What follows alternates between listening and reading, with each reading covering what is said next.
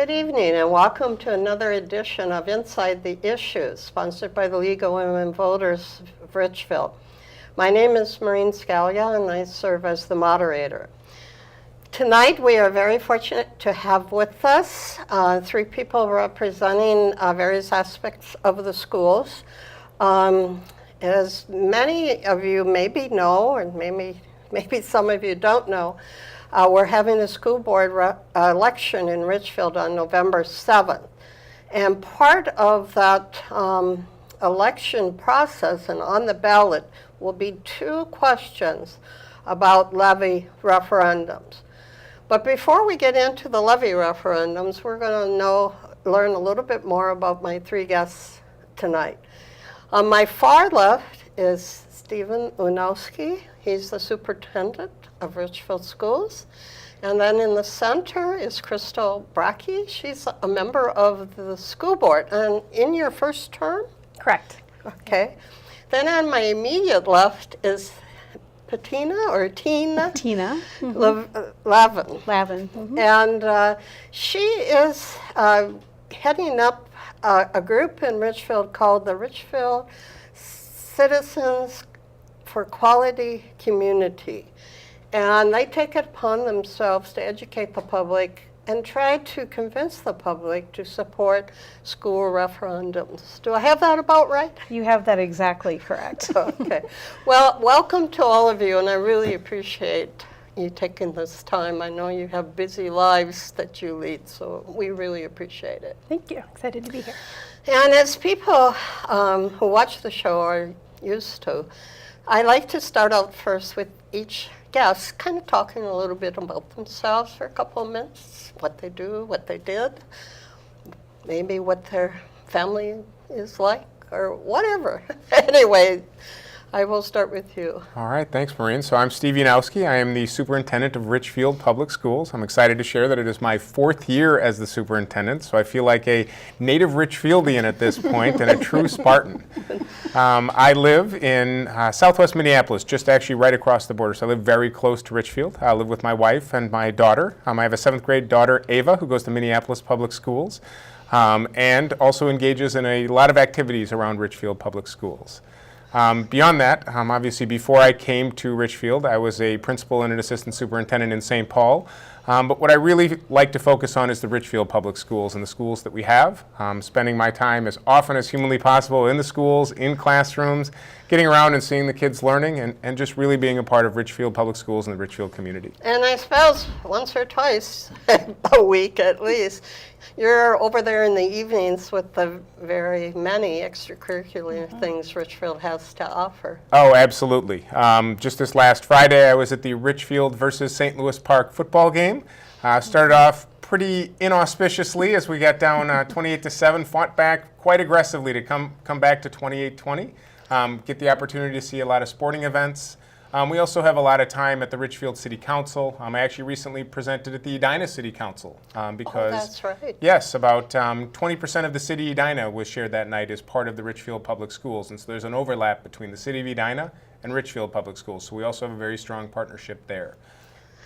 And I believe that boundary is what, France Avenue or something? It sort of zigzags back and forth. Okay. So it's France, it's Xerxes, it connects to 62, but there's actually an area that goes across 62, and then over as far as close to 494. And so there's kind of a jagged line back and forth through that France-Xerxes area. There probably is a historical reason why it came about. But it means that most of Southdale, correct, is in our school Yes, district. most of Southdale is, a lot of the Centennial Lakes area. Richfield, both as a city and actually as a school district, used to be significantly larger. Yes. There's actually that Richfield history book put out by the Richfield History Center that I've read cover to cover, talking about, I think it was somewhere in the range of 40 times the land has changed in Richfield to sort of shrink Richfield proper to become a smaller city than it once was. Yes, I believe at one point we were almost all the way to Lake Street, which is kind of, for people that don't know that, that's kind of amazing to think about. So, okay, how about you, Crystal? Hi, I'm Crystal Brakke. As you said, Maureen, I am in the middle of my first term on the Richfield School Board. So I ran and was elected in November of 2015 and have enjoyed serving as vice chair of the board this year. and working with the 5 other school board members who I really enjoy working with. I moved to Richfield in 2009, so I'm a relatively new arrival to the city, but have really come to love it. My husband and I very much consider it home. His parents actually both grew up in Richfield and graduated from Richfield High School in the early 70s. So it's very interesting for me to talk with them and hear about their experiences in Richfield schools back, I think, when it was about at its largest size, you know, when they had, you know, maybe 1,000 students in their graduating class. It's pretty remarkable to hear about, but I appreciate that connection to Richfield that runs deep through Nate's family. And I started getting involved in the Richfield schools pretty soon after I moved here in 2009, actually. Because education has been my entire career since I graduated from college. I started as a teacher in rural North Carolina. Oh my goodness, that's a long ways away. It is a long ways away, and I am eternally grateful that was the first job that I had, because I think it really shaped every choice that I've made since, professionally and personally in a lot of ways. So I got involved in the Fiscal Planning Advisory Committee, otherwise known as FPAC, in part because school finances was one of the areas of education that I did not know as much about. And so I learned a lot, spending, I think it was 3 or 4 years on that group before I ran for the school board. Well, we can talk about that a little bit later when we get into issues with the referendum, but at least in Minnesota, financing education is not easy. It's quite complex. Is that the right? It's unbelievable. I have a master's degree in education policy, which I'm grateful for. It's been helpful to me on the school board. And I say to people, I have a master's degree in this, and it's hard for me to follow and to fully understand. The Minnesota House of Representatives, in their research team, puts out a booklet, it's about this thick, just about financing education in Minnesota. All of the different ways that the funding works and how the money flows, what is federal, what is state, what is local. So it's unfortunate that it's such a difficult thing, because I actually think every resident should be able to know and understand how our schools are funded. And that's one of the things that I feel like we are really trying to talk with people about and help them understand why we have these referendums and why it feels like they happen so often, and the very reasons why we have to go to voters to ask for that funding for our schools. Now, since you have a little bit of experience, or maybe more than a little bit of experience in North Carolina, is the Minnesota system similar to North Carolina, or is it more night and day difference? That's a good question. In terms of funding, I really don't know, because I was so focused on my classroom as a brand new teacher. I was an 8th grade English teacher. I don't think I knew anything that was happening in the broader education system. But in terms of broad comparisons across the states, I think Minnesota is very renowned for having a strong education system, for having a lot of good, I would say, protections in place for our kids and for our teachers and for our staff members. And that's something that I certainly really appreciate and think is important. And at the same time, I think one thing that we have been learning more in recent years, which I think is important, is that our schools are not necessarily great for all of our kids. And so that's one of the things that I think we've been trying to really focus on in our district, is what do we need to do to make sure that every child in our schools, regardless of their background, regardless of their income level or their race, is really getting opportunities to thrive and to succeed in our schools. Okay. Tina, a little bit about you. Well, my name's Tina Lavin, and I'm married to a native Richfieldian. They keep coming back. My husband Peter grew up in Richfield, and we moved to Richfield, or Pete moved back to Richfield in 1996. We have 3 children. 2 are at the high school, and 1 is at the middle school. So we've been involved in the schools for quite a while now. My husband is also on the FPAC committee. He's been the chair for a number of years. And I've been involved with various athletics and also the Richfield CQC, the Citizens for Equality Community. So that's a group of people that gather anytime that the school goes out for a referendum, and our main purpose is to make sure that we get the information out there to the public and make sure that the public understands the necessity of the ask from the school district and help make sure that everybody gets out to vote. So now I'm going to ask you what it was that got you into the position, and what are the challenges? Maybe what are the rewards? I'm not sure if you have too many rewards. Oh yeah, we've had some success. So, a group of parents basically invited me to join in 2012. I think back in 2011, I volunteered to drop some flyers at some homes, and that was the extent of my volunteer in that year.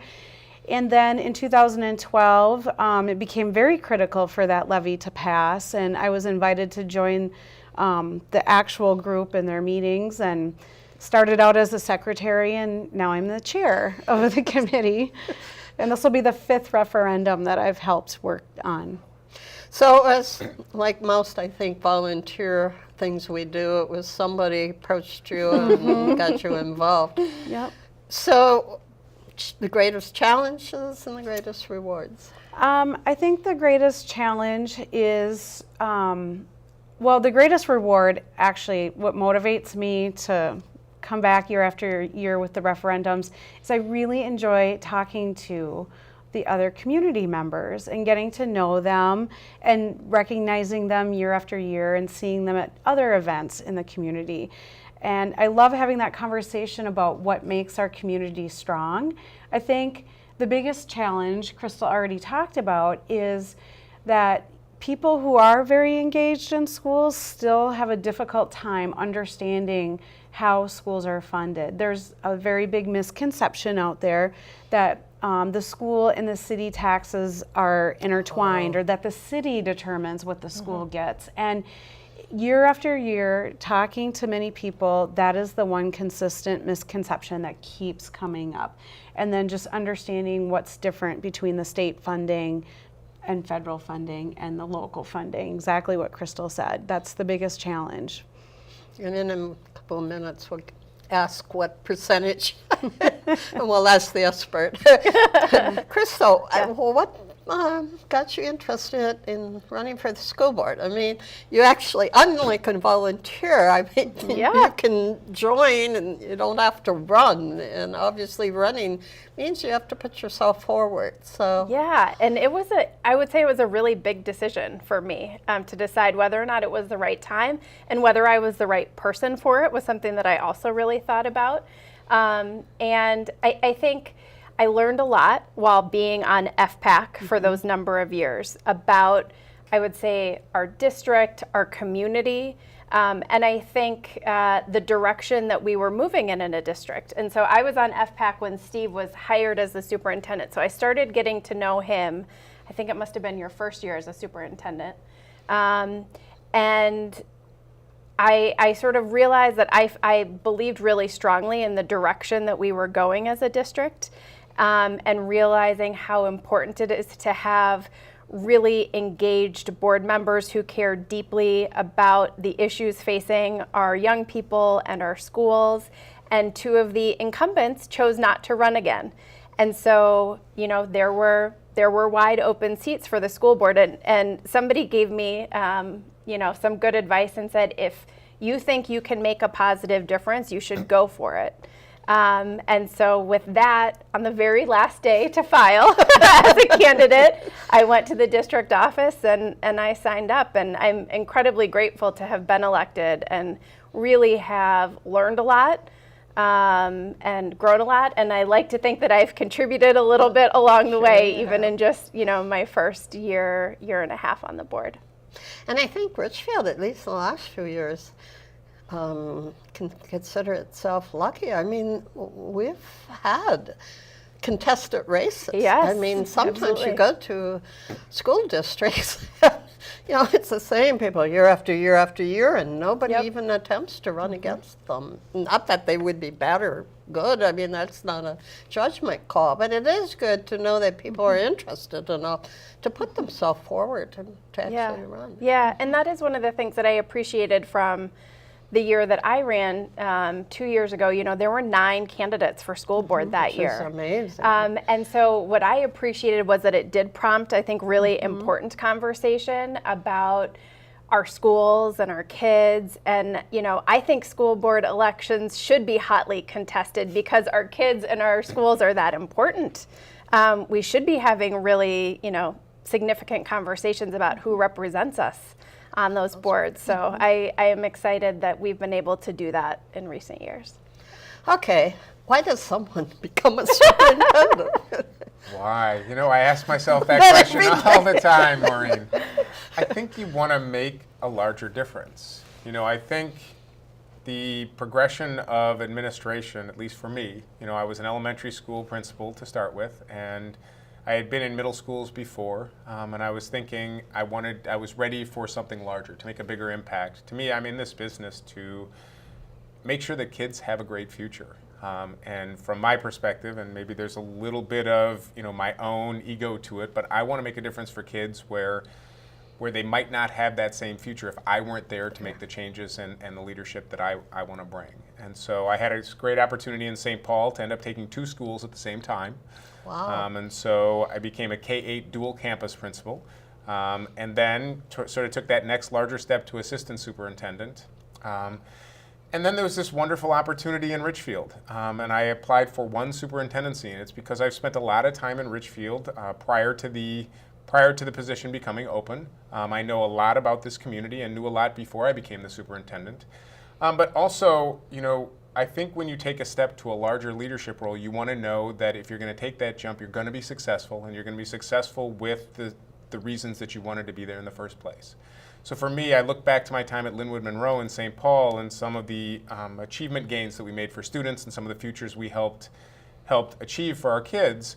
And the demographics, the makeup, the community was very similar that I was working with in that K-8 school that I am in Richfield. And so knowing that some of the leadership that I've utilized would hopefully transition to Richfield, and then I could also become part of this very, very strong, close-knit community was just extremely important to me, and why I wanted to become not just the superintendent, but the superintendent of Richfield Public Schools. The urban hometown. That's right. As we say. And the challenges and rewards, you want to? I think one of the challenges and rewards at the same time is that we are a very urban hometown. We are a very small yet large city all at the same time. And so something small happens and it feels as though the entire city is aware. And so it really makes the importance of those community connections really extremely valuable, and also they can be challenging at times. You know, one of the great values, I was just able to be at the tennis court just recently to honor Joe Michael, a 37-year veteran and a 30-year tennis coach, who still is connected to the Richfield community, and some people who still live in the Richfield community came back and talked about their deep connection to the city and the deep connection to the schools, and you have this really rewarding long-term deep connection to Richfield and the Richfield Public Schools. And we also have this very significant transition of the students who we have in our schools. And one of the amazing things that I see in Richfield is that every single member of this community, young, middle, and old, is here to support all of the kids that we have within this community. It's one of those amazing things that you see a community come together around Richfield Public Schools, supporting the widely diverse students that we have. And it's just beautiful to be a part of. Yeah, I think that really has surprised me. I've been here a lot longer probably than both of you, but to see the residents really, for the most part, embrace the diversity. And being a parent of 2 children of color, I mean, that's important to me. And I think it's something that the district and the city residents can really pat themselves on their back for, because they really do understand that the children are our future, and the future of all of us, no matter what we look like or what we do or how old we are. So that's really great.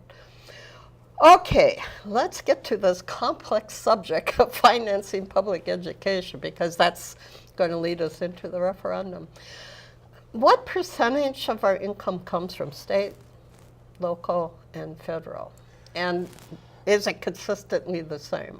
I mean, I probably know the answer to that, but let's talk about it. It is not 100% consistent. However, it's relatively close. I'd say somewhere in the 8 to 10% is actually federal funding. So it's a relatively small amount of the pie of what we get. About 12%, give or take, comes from local. And then the rest comes from the state. So we're looking at mid to high 70% comes from the state. But it's also important to note that there are very different pots of money from the state because state funding comes for different specific reasons for students. For example, there is a pot of money that is to help support students who are living in poverty. There are pots of money that are there to help us integrate and share a wide variety of cultures with our students. There's only really 2 specific pots of money that are actually designed to all students in the state of Minnesota. Oh, okay. One of those pots of money is called the general fund. And so every student in Minnesota gets the general fund. And we talk about state funding or increases in state funding, that is typically around the general fund. And it's slightly above $6,000 per student. So in every district, in every public school in the entire state of Minnesota, every student brings into the district general fund dollars to serve that particular student. The only other pot of money that's actually designed for all students is levy referendum funds, operational levy funds. And different districts have different amount of operational levy funds. So if we think about the funds that serve every single student, we're really only talking about general fund and operational levy fund. Those other dollars are designed for other specific reasons within our schools. And that general fund, the amount of 6,000 or whatever, which I'm sure it goes up and down a little bit every session or every other session, that is state. Yes, that comes from the state of Minnesota. But then the operating levy is local. Is local, and it's decided only on through a vote of the local taxpayers. And that levy for operating the school has to be continuously voted on every 10 years, 5 years? Each district will come up with a different number. It could be 7 years, 9 years, 10 years. 10 years is the largest amount of time that an operational levy can be passed for. And so historically, and usually a lot of this has to do with history, in the history of Richfield, typically it's a 10-year levy referendum. And so we have those conversations at least every 10 years. But it doesn't necessarily build in the increases in cost of living, the increases in expenses. And so oftentimes when a district passes a levy referendum, it stands at a certain dollar figure, and dollars today might not buy what they bought 10 years ago, 6 years ago, 8 years ago. So a lot of times it's a balancing act. I mean, you obviously don't want to shock the taxpayers because the operating levy would be dependent on the price of homes. But you could almost say that halfway through, that levy may very well be not keeping up with even inflation or the increasing costs. Absolutely. Absolutely. No, we look at that all the time to try to determine what are the dollars we need. You know, it's one of those balances, as you point out. You don't want to ask the taxpayer for more money than you need because that's just inappropriate, right? Yeah. And so what we want to do is be very, very specific in what do we need funds for, why do we need those funds, and what exactly would we do with those funds if we were to have them. And so when we do engage the taxpayer in a conversation, we know exactly what and why we're having this conversation. You know, 2 years ago, we were in the early years of a strategic plan that I launched as the superintendent, and we didn't feel that that was a time where we were prepared to have a conversation around significant additional funding because we weren't at a place in our strategic plan where we felt that was a necessary addition to our overall operating needs. Now we're at obviously a very different place in that conversation, and a different place within our strategic plan, and a different place within the needs of Richfield Public Schools. Yeah, we'll get into the reasons why in a minute. So when you say to someone, this is for operating, what does that mean? So operating, we get a lot more specific than operating. Operating is around classroom teachers, most likely. So over 80%, and typically around 84 to 85% of almost every district is spent on teachers, classrooms, and the things that are direct services to students. So in other words, what it takes, including the teacher's salary, obviously, and benefits, but what it takes her to do the job in the classroom. Exactly. Just the teacher in the classroom. Yes, and then additional teachers that support. So we use them for math and reading teachers to accelerate students to standard. And so we have support teachers that we use our operating funds for. We also offer a wide range of college-bearing classes that really extend learning for our kids. And so sometimes those classes aren't as full as we might need them to be. And so we're able to offer a wider range of classes because of our operating levy, which provides funds to have extended classes for our students. And then we also make sure that we have gifted teachers and college in the schools-based teachers and anything to just consistently challenge and accelerate learning for every single one of our kids. Well, maybe it's not the time, but I'm going to say, because we're really kind of in a business competing with other school districts. Why is that? Yes, so one of the unique components you see is that each district goes out and asks taxpayers for operating levy referendum funds. And it becomes this awkward conversation because we're the only government entity that actually asks. So every other government entity, be it the city, be it the state or the federal government, they have the power to change taxes because they said so. And so us, on the other hand, we put things on the ballot, we engage a conversation with the taxpayers, and the taxpayers of the city get to decide. And so as we think about competition, and one of our first pieces of our strategic plan is to provide a comprehensive, competitive educational environment for all of our students, we really need to look at what do our classes look like? How many students do we have in the classrooms? Are we able to really provide all of those challenges to every single one of our students? One of the conversations we have is what does that look like in a neighboring district? So as you know, prior to engaging in an operational referendum, we look at what are the needs we actually have, but we also take a look at the market around us. And so we look at what a Bloomington or an Edina or a St. Louis Park or a Hopkins or an Eden Prairie or a Minneapolis might be doing, because they're the districts all around us. What we find already is that the surrounding districts are already receiving between $450 and $1,100 more per student in operational funds. Per student? Per student than Wow. Richfield Public Schools in those referendum-based funds. And so as we think about what kind of conversation we want to have with our taxpayers, we also need to acknowledge that we are currently at a financial deficit compared to neighboring cities and what they're putting into classrooms or classroom sizes, for example. And that's important because, yes, we want to stay competitive in terms of financial support for the students. But the parents have the option to go shopping. Yes, we have open enrollment, and there's actually been quite a few news articles about open enrollment in the state of Minnesota. And so open enrollment allows a parent to choose any district that they want for their child. They would need to transport their child if they're going to a school outside of their home city, most typically. But parents have those options. And so if you think about the importance of things like home values within Richfield, home values in Richfield become stable or go up as schools are strong and people are choosing schools. And people often choose communities based on the schools and the strength of the schools. Well, if a neighboring city has stronger schools because they have more funding and their class sizes are smaller because, again, they have more funding, that actually has a very significant impact on the community, because in a community we want our kids to go to the schools within our community. We don't want them to go to the neighboring city for schools. We want them to stay in Richfield Public Schools, and every city wants the same thing. So it becomes important on the Richfield community to decide, how do we have the most effective schools? How do we make sure that our funding is competitive with our neighboring districts so that our schools are also competitive with our neighboring districts? And I think, you know, the best way to keep our students who live in Richfield schools is to offer the academic and social experience that families are looking for. And so I think for us, we're constantly thinking, what is the academic experience? What are the programs? What are the courses?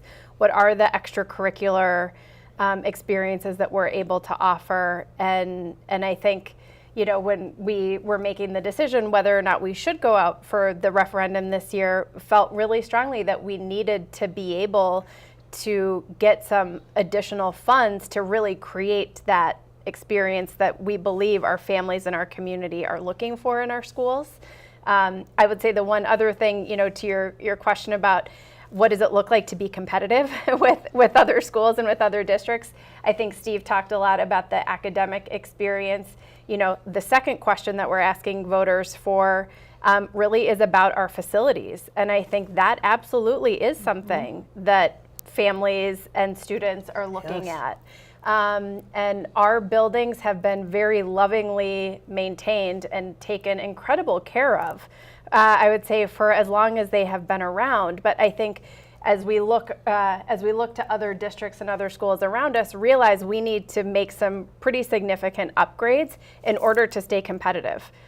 with some of those really important facilities that people are looking for in their schools. Well, I had to stop and think that my home was probably built at about the same time they were building all these schools. I mean, the baby boomers were upon us, and everybody was buying homes in Richfield. Well, what would my house look like if it was still the same building? Absolutely. That it was when it was built in the mid-50s, when many of our schools were built. And so that should be obvious, I would think, to the citizens, is that these buildings are getting old. They're 60 years old, and we better start thinking about the fact that they're wearing out. I know our church had to pass a capital campaign for the same reason. Absolutely. Built at about the same time, so it should not really be a surprise. No, and I find, talking to people who have kids in the schools right now, or the people who are, coming to programs in our buildings, to them, it like you said, it just feels so obvious, because they're the people who are experiencing it every day. Yeah, they're passionate for their community and the buildings, and they want to have all the opportunities for their children and all of the children in Richfield. And I think that, especially in the last 15 years, education needs have changed dramatically. School doesn't look the same today as when I was in school. And that, the buildings need to change to accommodate that. And back in 2013, the community was very strongly supportive of the technology levy, and that was a perfect example of how the district was able to use those resources to provide the infrastructure. The infrastructure was just the bandwidth to accommodate all of the computing devices that are out there. And now we need to take it a little bit further and look at some other spaces that need to be updated and accommodate the current needs. And a part of the building, quote unquote, is the security, because security is not the way it was when you were, No, and we it's certainly not when I didn't have was. those concerns 25 years ago.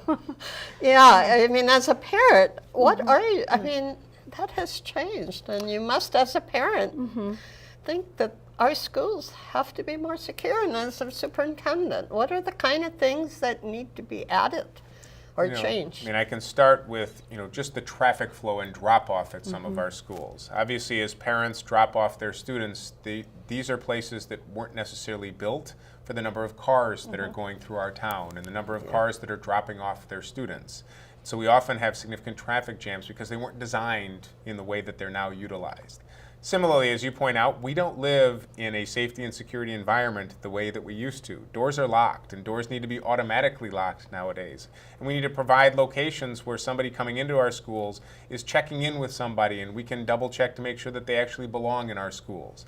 And making sure that our facilities are set up to support that type of opportunity. Having a front office that was designed 100 yards away from the front entrance doesn't necessarily provide either the best educational opportunities for our kids, but also not necessarily the best safety and security for our kids, to make sure that we have the appropriate access to the people within our communities. Because we want to welcome our community into our schools, but we also want to make sure that everybody within our schools has actual educational-based reasons to be there. And some of those things can only be done through facility-based improvements. Yeah. I mean, unfortunately, I think the news over the last 10 years has convinced us that, our most precious things on this planet are our children, and we've got to make sure they're safe. We do. I think one other thing, just a little bit of, history for when we were, again, deciding what we should be really going to the community and asking for, is I think we are very aware of the increased ask that we are making of our taxpayers. And so I think really deliberated what was the responsible ask to make of them, and how to be really clear what that funding is going to be going for, especially on the facility side, where I think we can point to very specific projects.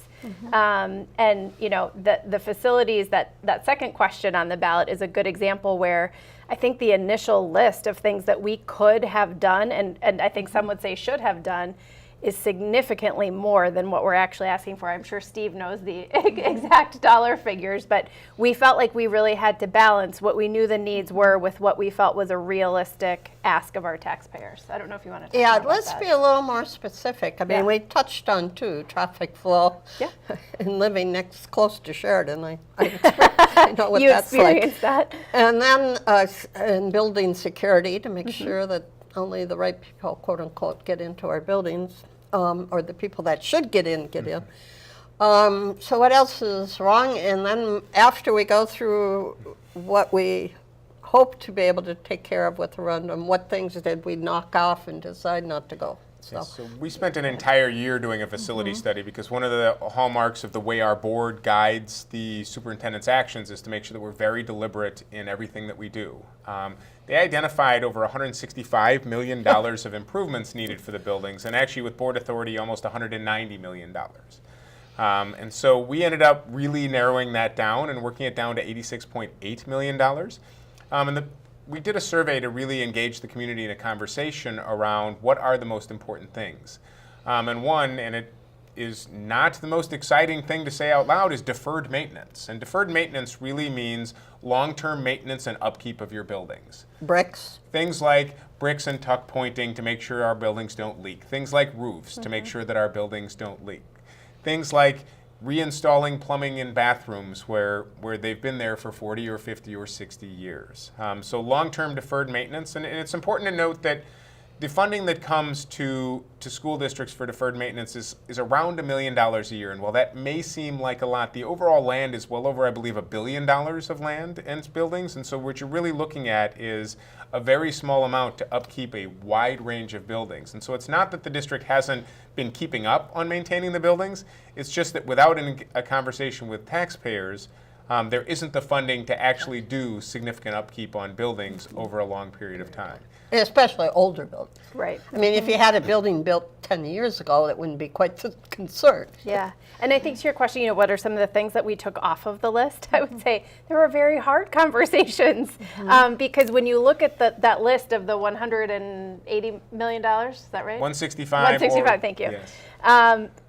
You could look at that and make a case why we should be doing every single one of those things. Give me an example. I think some of the things we're really doing some more, I would say, 21st century learning spaces, right? So thinking much more expansively about what classrooms should look like. And I think there are maybe a couple of those projects that could still be in the final scope, but it's not a sort of district-wide overhaul of learning spaces the way that was maybe on the initial dream list of what we could be doing in our buildings. So an example would be every single media center at every building needs improvements to bring it up to 21st century learning. But as we gathered information, it wasn't highly supported by our overall community. So that actually got taken out in 5 of our 6 schools. The only one actually getting attention in the media center is Richfield Dual Language School because it doesn't have a media center. It doesn't even have one. Right, and so Okay. currently they're just using a classroom that wasn't designed in that way. Well, all of our other buildings have media centers, and even though they are in need of upgrade, we decided that this wasn't the time to engage in that conversation. So that would be one of those types of examples. Similarly, science labs is one of the things that we're looking to improve at all of our buildings, because really engaging kids in newer hands-on science and active, engaged experimental ideas needs to occur in all of our buildings. And if there are people who want to know much, much more about this, I would say the district website does have a really nice page that is dedicated to this referendum. And so I believe you can actually go and see the facility study that Steve mentioned. You can see the current scope of projects to give you a sense of what this funding, if approved, would actually result in. So we want to make sure that that information is there on the district website for people who want to have, just a much more significant degree of detail for what we're really talking about here. Right. The list is quite specific when Yeah. you go to those links, Yeah. So building for by building. people like me who say, yeah, I'm going to do that, but then I forget. Do you want to, maybe you should be the one, because you got to talk to these people. Do you want to be, Laura, but anybody chime in. We know its media center was taken off. We know deferred maintenance, plumbing. I suppose electrical is part of that too. Yes, there's That- electrical, there's plumbing, there's HVAC-based systems. And then when we look at sort of the four big pocket areas are deferred maintenance, which are all of those pieces we just talked about. Safety, security, and traffic flow is one of those larger pieces that we talked about. And then really looking at educational spaces and common areas and really improving the areas where our students gather and where our students are learning and bringing those completely up to speed. You know, it's impressions and perceptions are sometimes so much more important actually than the actual reality. But I can see just a new person, have kids, you know, maybe 2, 3 years old, 4 years old, say, okay, I need to start thinking about which school. So, you know, a school needs to be really welcoming. And, you know, people think, well, they don't need all that fancy maybe artwork or, you know, neat painting, creativeness. But that's what draws people in and says, oh yes, this is a school my child would be as excited about, especially a little first grader or kindergarten. Yeah. So that's something that people need to remember too, correct? Absolutely. We want our kids to feel comfortable, I think to feel safe, to feel affirmed in our buildings. And so I think we're really mindful that, you know, we don't have the financial resources to do all of the bells and whistles and things that, you know, frankly, some other districts can.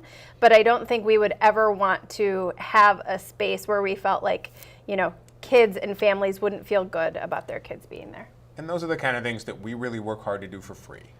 So one of the things I would want to say is we're not looking at upgrading artwork or making things look fancy. A lot of those things we find ways to do for free. So we work with a local artist to do murals that ends up with murals or tile work that ends up on our walls or within our community. Even as much as healthcare, so we built a partnership with a local park, Nicollet, who actually physically built within our property and provides a doctor to provide free healthcare to our students. We also went out and worked with the state government to get voluntary pre-K or 4-year-old education for over 160 of our 4-year-old students. So what we're working to do is do every single thing we can without having it fall on the Richfield taxpayer. And so those things that are extremely welcoming, things like medical care, things like 4-year-old education, we found ways to do it through really being out there on the market to try to bring people into Richfield Public Schools. These are the things that we aren't able to do without those external partnerships and without really pushing for those free type of partnerships that we do. And that Go ahead. that goes on into our schools have very active PTO groups, and our parent-teacher organization is a very dedicated group of volunteers, and they do a lot of fundraising that goes right back into the classroom, into the building. STEM is a good example where the PTO decided that they were going to make some improvements to the signage in the building to help the kindergartners feel more welcome and be able to find their way around, because it is a larger school. So we're really blessed to have such passionate people throughout the community who really give back to our schools. Absolutely. And I think, you know, people need to be aware of, and we'll get into the actual verbiage of the referendum in a minute, but I, as just a community person, no longer with kids in school, although soon my grandson will be starting STEM, but I just loved it. The last couple of Mays, the last 2 years, lo and behold, shortly after May 1st, I get a little pocket nicely made by, I don't know, what would it be, 3rd grader maybe? With maybe a couple pieces of candy on my door in honor of May Day. And I thought, I haven't done it yet, but this year I've made up my mind.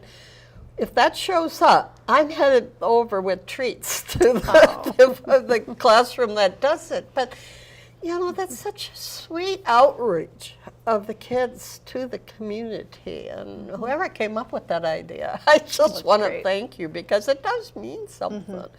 Okay, what will people see on the ballot? So they're going to see, well, they're going to see a school board election. Yes, And then after the after names. that, yeah, so there'll be names for a school board election, then there'll be 2 questions on the ballot, and the 2 questions aren't connected.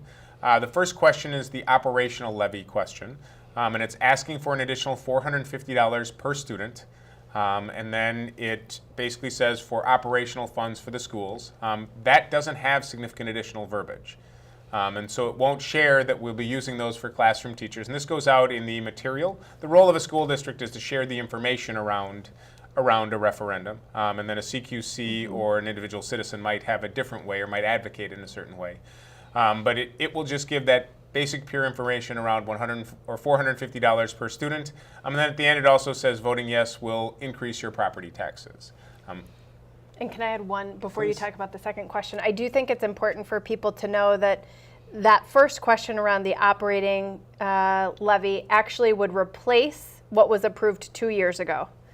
Okay. And so, one of the questions is why are we getting another one so soon? And it's actually because we realized that what we went out and what people very, generously approved 2 years ago, as Steve said, we, 2 years later, I think have a clearer sense of where we're going and what we need. And so this would actually replace what was approved 2 years ago. It's not in addition to what was approved 2 years ago.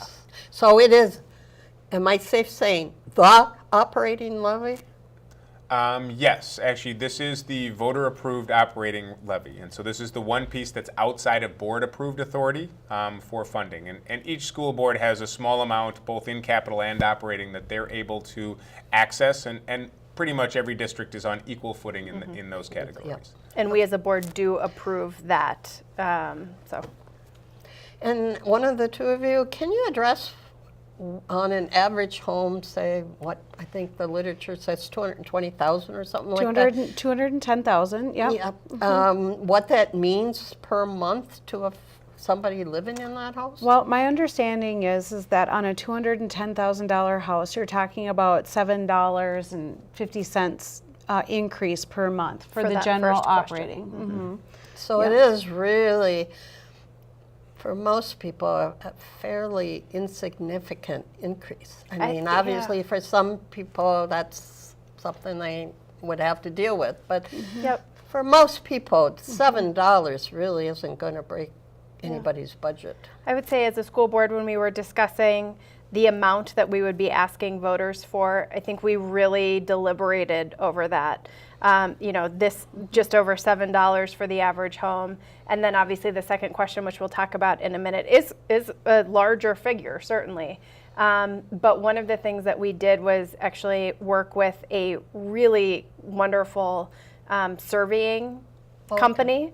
And did a really rigorous survey of Richfield residents to actually get a sense of what was reasonable to ask our taxpayers to do. And so even while the overall total for an average Richfield home across the two questions, I think is, it's approaching $25 a month, the people who responded to that survey, which was a representative group of Richfield residents, said that that was something that they could support financially. So while I will say I personally am like, oh my gosh, that's a lot of money a month, and I understand that times can be tight. But the residents that we have been speaking with have told us that they feel like that is actually an acceptable amount.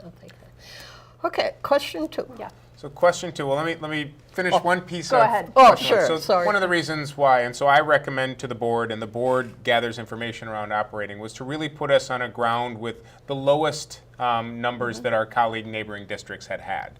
And so while some of those districts are getting as much as over $1,000 more per student, we wanted to at least be at that bottom level of $450 per student, not well off the bottom of our neighboring districts. And so as we think about providing that competitive educational experience for our kids, we definitely wanted to be competitive with, at the very least, our lowest We didn't surrounding want districts. to be by a significant amount. We didn't want to be the lowest kid on the block. Which is what we currently are. We are currently Yes. Right. Yeah, so we're just trying to actually keep pace with everybody else at this point. And it's going to be interesting because a lot of those other districts are also going out for referendums this fall and asking for even more funds. But we still feel like we're asking for the right amount for our community at this moment in time. And the payoff is going to be in dividends to our property values because that's the first thing anybody wants to know when they're looking at moving into a new community is how are the schools? Yeah. Yeah, and if If a school is poorly funded in relationship to other school districts, I'm not sure that's a community I want to move to. It definitely provides some challenges as you look at the schools, and you can see them pretty typically visibly in things like class sizes. You can see them pretty typically in some of the things that are able to be offered, the wide breadth of things that we've really worked to offer. You know, again, talking about the things that we do for free, we found a way to add 20 minutes to our high school, add an additional period, and make large expansions to the number of college classes that our students take. But those aren't the type of things you can support long-term without some more increases in funding to really make us competitive with our colleagues. Again, it's all dominoes. The more you can offer, the more kids you're going to have, the more state money you get, and the higher the home property values. It really is. Absolutely. And so sorry for taking you off track. I'll now transition. That second question is the capital operating levy, or capital bond referendum. And so that's the difference. One is called an operating levy and one is called a bond referendum. So in a bond referendum, it's very much like having a mortgage on your home. The community would be authorizing the district to sell bonds, much like a mortgage, to improve the property of the Richfield Public Schools. And so the ask ends up at about $86.8 million, and that's what it will say. It is asking the public to authorize us selling bonds to the amount of $86.8 million, which then gets sold or gets paid back over the course of 25 years. And so during the next couple of years, were this to pass, we would be doing a lot of capital improvements to the property, again, in those deferred maintenance, safety, security, traffic flow, and educational-based improvements to our properties to make sure that our buildings and grounds are exactly what we would want to use to serve our students. And again, while we identified $165 million, we really worked to narrow that down because, as you've already heard from Crystal, really thinking, well, that does feel like a significant amount of money, and so we really want to make sure that every single thing we are asking for, we can 110% stand behind and really support. Now, we haven't done that for a while. I think that's an important over point. 20 when years. was the last capital? Was it 1995? 1993. So 93 was the vote, and the 93. improvements were concluded in 95. And so we used So both we're of those both right. numbers on the literature, yes. So really, no major improvements have been made for 22 years. Is that? I still can do the math. Yeah, and to your point when you were talking about your home earlier, thinking about, the really significant maintenance projects that we all need to do as homeowners that we cannot wait 22 years to do. So I think, as we were saying before, for the people who know our buildings best and spend a lot of time there, I think they really see and understand why the need is what it is right now and why we're asking for support on this particular question. Yeah, I can't say, I mean, if it's been 22 years, the school board is not spending money frivolously. We are not. I will tell you, I think as a board, Steve knows that we pay very close attention to where our money is going. FPAC is a wonderful group of residents who care deeply about our schools and the financial stability of our schools. So I think we as a district operate quite conservatively when it comes to our fiscal resources. And so I hope people know that we would not be asking for these funds unless we felt like it was actually rooted in the real need and best interests of our young people and of our community into the long term. Tina, you're probably, well, say what you're going to say, and then I'll follow up with I was just another going question. to, sure, I was just going to say the great thing about this is that I've had the opportunity to attend several school board meetings and listen to the discussion that's happened. And those meetings are taped. You can go back and watch them. You can read through the school board minutes, because I think that when you're informed about the discussion and the process, the year-long facility study, and all the stakeholders that played a part in that facility study, I think it becomes quite obvious that they have done their due diligence. And this is such a great time to be going out for a bond because the interest rates are historically low. And so that's just another example of the, fiscal responsibility that the board has undertook. Yeah, and actually, I think a piece of wonderful news that we got last year that we probably haven't done quite enough to celebrate is that our financial rating increased.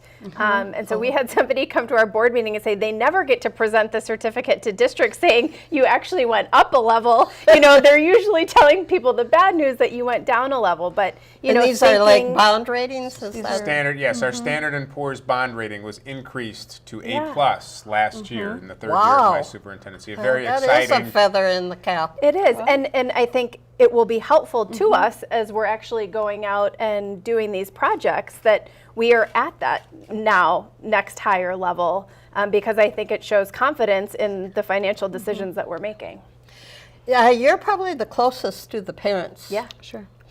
What's the response from the parent group? And Well, quite strong. I would say that probably 95 to 99% of the parents see the need. They're quite passionate.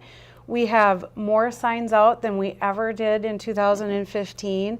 I can't keep up with the request for volunteers, so that's wonderful. And we're going to, the weekend of October 28th and 29th, we are going to have our citywide lit drop. And what that means is we're going to put a flyer on every single home in Richfield over that Saturday and Sunday. So we're always looking for volunteers for that. So you can go to richfieldcqc.org and sign up to volunteer for our lit drop. But overwhelmingly, our community is quite passionate about our children. And when you think about it, we were all children in a community somewhere at some time. And I think, you know, the fiscal responsibility, the fiscal conservancy, or conservative, no, conservativeness, that's the word I'm thinking about, in terms of spending the taxpayers' money, really needs to be made to those of us whose kids are no longer in the school. Obviously, people older than us sacrificed and supported our kids, and now it's our turn for us baby boomers to support your kids. And I hope that's what you're saying to the public, because that's what I'm going to say. Right. Well, and I think about, you know, where my kids are at right now. What if those people that lived in Richfield in the 1950s hadn't decided to build these buildings?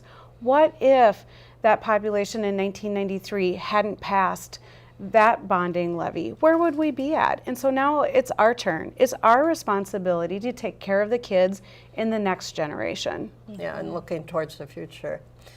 Well, we have reached our time limit.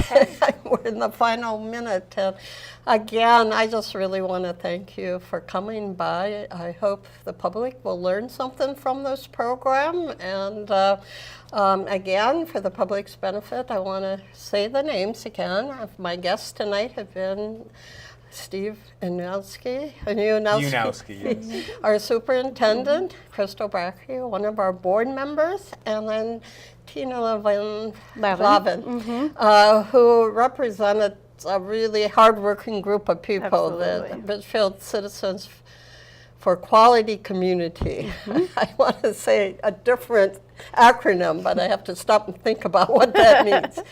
So for the public, there is an election coming up on November 7th. Strongly encourage you to go out and vote. And you can start voting right now, absentee, at Richfield City Hall during business hours, Monday through Friday, between 8 and 4:30 p.m. And again, thanking my guests, I will say thank you to the public. Thank you. Thank you. Thank you. Thank you.